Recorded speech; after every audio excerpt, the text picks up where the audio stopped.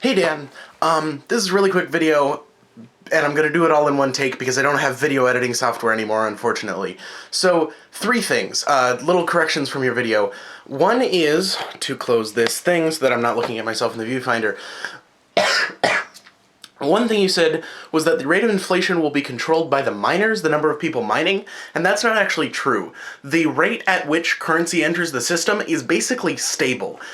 When more miners enter the system, or recently when most of the miners get, or a lot of the miners, get better hardware that does these problems faster, what happens is the system notices that and adjusts and makes the problems more difficult, so that new bitcoins will be created at a rate of once every 3 minutes or 10 minutes or something like that, on average, forever. Well, as long as new bitcoins are being created. It's not like when suddenly recently there was a new type of computer that was sort of a new type of chip that was created that could create bitcoins 100 times as fast as graphical processors because they were dedicated. So the rate at which bitcoins were being mined just skyrocketed, but you haven't had a spike in the number of bitcoins being created because that gets metered out by the system. Number two, you said that bitcoins are to state currency like big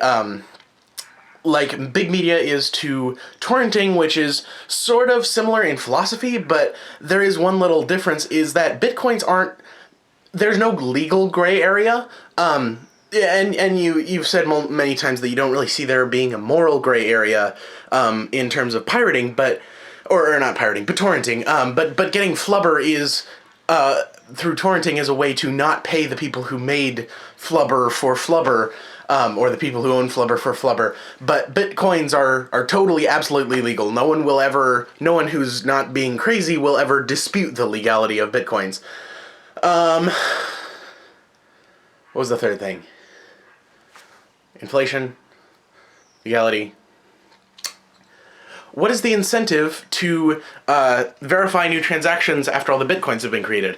That is done through fees. Every time there's a bitcoin transaction, people tend to attach a fee, which right now is like 0.0001 or 0.005 bitcoins. Basically, it's about 5 cents at the moment. And if you think a block has about 600 transactions in it, that means that even when there are no more bitcoins being generated through mining, there will still be all of those fees there. And if bitcoins stay at about the value they are now, that's going to mean that it's going to be $30 every single time a new block is made. Forever. That will never stop. You're never going to run out of people paying fees because those are attached